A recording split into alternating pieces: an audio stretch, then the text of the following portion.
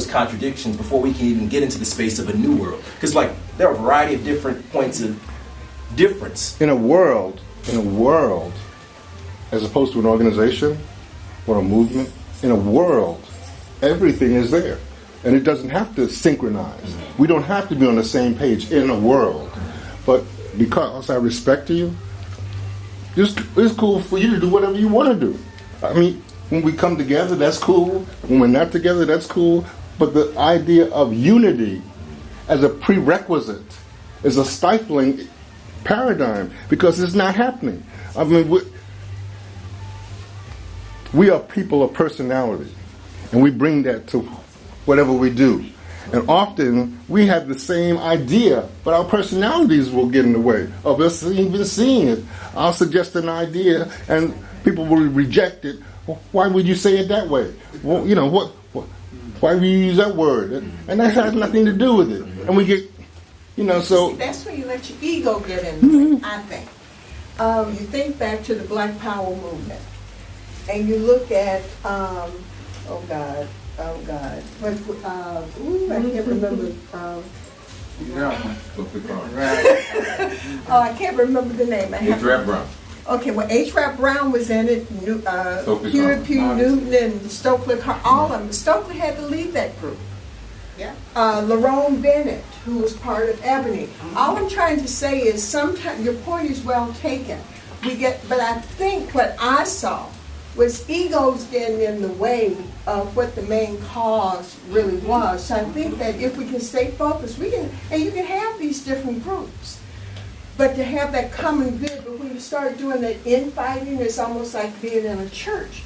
And people want to break up, but again, but I think if we're able to frame it in such a way, and now we know that it can probably, how we talk about it, how we exchange the ideas, there's room for everybody. There's room for everybody. When we looked at, any of you all remember when all these people used to come, not H. Rap Brown and all of them, but the first time I heard Francis Welsing speak at Compton College. Compton College used to have annually all these people that you would read about it, and you had the chance to experience. Ivan van Sertima, reading his books and listening to him speak.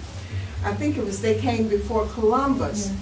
We have a lot at our fingertips. My problem is that most people don't want to hear that today, because they think they have arrived.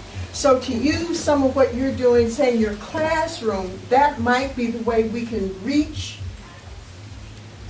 our young people. I mean, I'm not saying it has to be at college level, but they're not hearing us. That's old school. And they're not as interested, I don't think, in necessarily color. I think they're interested in cohesiveness, us coming together, but their mantra is not about being black. And I'm not saying that should be. Maybe that's part of that inclusivity and that diverse piece. So that if we want to be heard, I think it's going to have to be framed in such a way that they get it, that they understand that the only way we're going to survive is to work together. I don't think the students are really interested in, I'm not seeing that. That's not part of my experience in the environment that I've been in. You know, really? We all have been hoodwinked and bamboozled into an alternate reality in many respects. Alternate fact. And, you know, we're kind of lost, and Marvin was saying, we're too trapped in the here and now. And our kids especially, they're not even thinking about future generations. As Marvin said, the future we seek, we won't live to see. Right. The future we seek is maybe a couple hundred years down the road. So we have to kind of break people out of that here and now. Now, I have to go because I got some people waiting for me, and we got dinner reservations and stuff like that. But I want to say that after I think about all the problems that we face as a people and all the problems in the broader world society that we live in, it seems to me as though a lot of it has to deal, it all kind of boils back down to militarism and war. Okay, it's about militarism and war. We spend $600 billion a year on the military, and they're talking about that it's depleted and they need more. They spend so much money on militarism and war and the prison industrial complex that we don't have money for schools and education and health and education and welfare. Now, I happen to be a peace activist, okay? I happen to be in the community of people who do peace stuff, peace marches and whatnot. And in the community of peace, black people are very rare in the peace movement. And yet it's we who probably should be at the forefront of preaching peace. Remember Martin Luther King turned to the peace movement and got himself killed. Okay, but I just want to say before I leave that we ought to put on our agenda bringing peace to the earth, challenging militarization, challenging military budget, getting in putting our bodies in front of these weapons plants, and stopping this madness that this white male testosterone driven world has put us on of self-destruction. All this war is for money. That's it. You know, I don't know if any of you gentlemen are veterans, you fought in Vietnam or Korea or anywhere, but you know, you think about the Vietnam War and you think about the 50,000 U.S. soldiers who got killed. What they died for? Not freedom, not democracy. What for? Someone's profit. Right. And what are they doing over there in Iraq? And see, the thing I like about Trump, and you know, Khomeini said it. He says he lays it bare. We want the oil. Yeah. He says we want the oil. He tells you. Right? He tells you. And he says we're going to stop and frisk. He want to bring back stop and frisk. So at least he lays it bare what we dealing with. No smoke and mirrors. Anyway, I'm sorry, I got to go. I got some people waiting for me. But thank you, Marvin. I'll see you before you leave, right? Okay. We probably should. Good to see you. All right, good. You got some packets? Yeah, this has been Good to see you. CD. I just want